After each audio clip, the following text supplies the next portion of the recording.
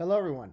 My name is Steven Osorio, and as part of Pomona College's educational outreach program, as orchestrated by History 17, I will be presenting Border Showers, assessing the legacy of the 1917 bath riots.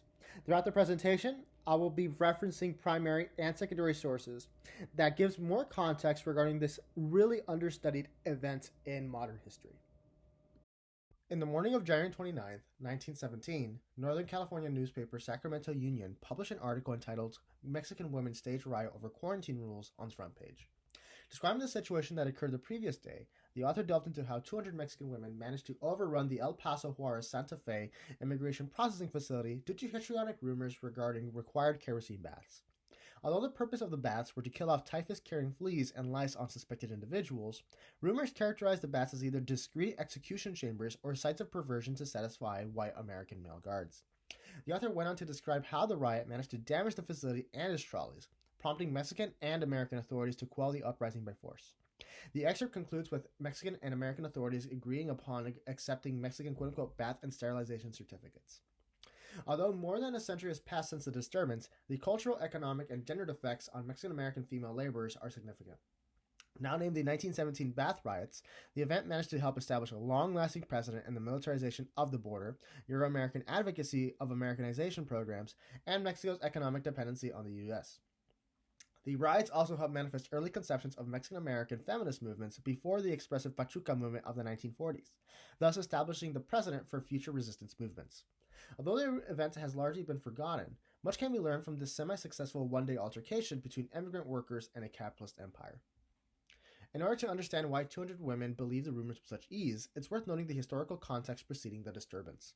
According to historian George Sanchez, although the border was incredibly permeable due to American agriculture firms requiring a steady stream of affordable and seasonal laborers, the first round of border control legislation was specifically targeted towards quote-unquote problematic Southeast Asian immigrants circumventing the 1882 Chinese Exclusion Act's direct quota system.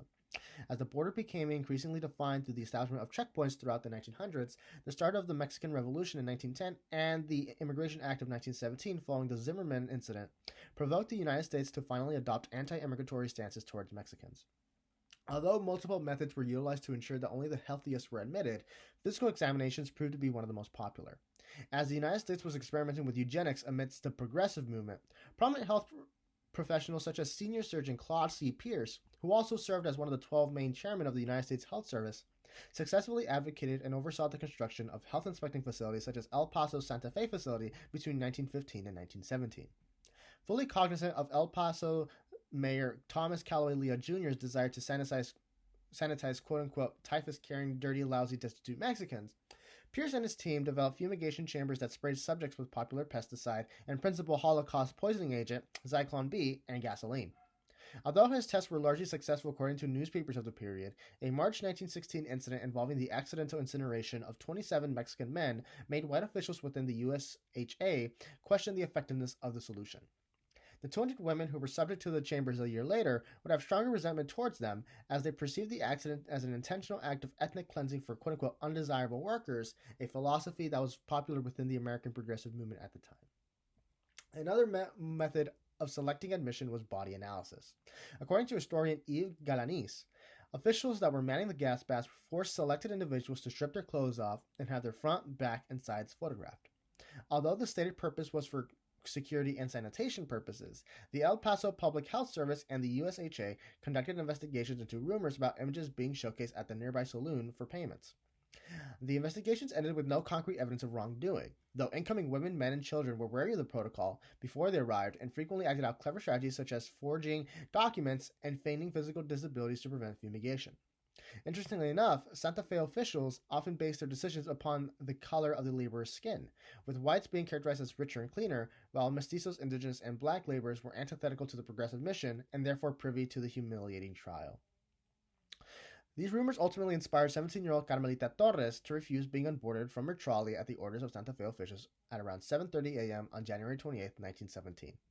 With a request to not undergo fumigation and a refund of her fare verbally denied, she encouraged the 30 other people in her car to rush out of the trolley, pick up whatever they could find, and hurl the objects at officials.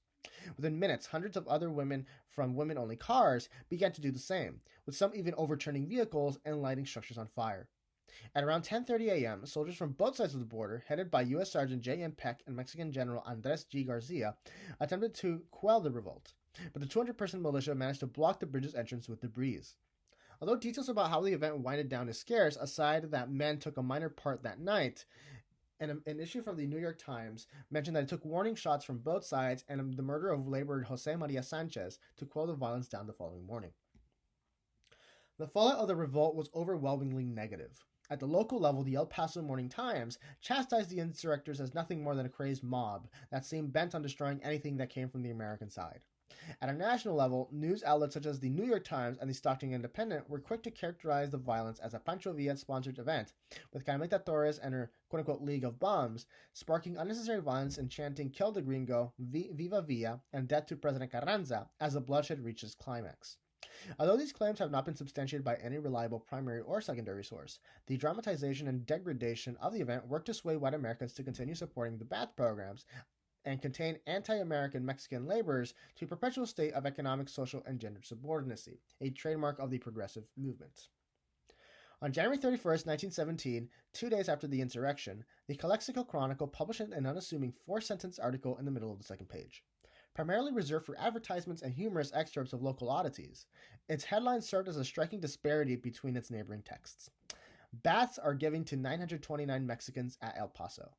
The article continues. Mexicans to the number of 929 were given baths today at the office of the United States Immigration Station, on the third day of the enforcement of quarantine regulations as a prevention of typhus fever. No rioting occurred today as a result of the restrictions, and the danger of a repetition of the quote-unquote bath riot is believed to have passed. As popular opinion turned to favor Euro-American ethno-nationalism in the 1920s as a reaction to grassroots social justice movements, the border became increasingly militarized with the help of and support of both the American and Mexican governments to maintain strong commercial ties. Massively published stereotypes that echo the popular crazed mob characterizations of the riot would continue to plague grassroots organizations well into the present day, with pro-immigrant rights groups falling victim to extensive right-wing propaganda campaigns vowing to protect national security and public health. While the 1917 Ba'ath riots may have contributed to the negative portrayal of Mexican Americans, it could be considered a Pyrrhic victory. In the short run, Mexicans carrying proof of earlier examinations were now permitted entry without being subject to the Ba'aths. On the contemporary scholarship frontier, the insurrection serves as a rich resource for historians such as Yves Galanis, George Sanchez, and others to theorize and assess how women-led revolts have exposed structural weaknesses in the U.S.'s plans for a white-dominated empire. For feminists and immigration activists, the event has been considered to be a pivotal force in inspiring efforts to denounce current efforts at militarizing the border in southern right-wing counties by making comparisons to early 20th century injustices. For students such as yourselves, this might strike a personal chord and spark serious introspection into your own beliefs and dependence on stereotypes.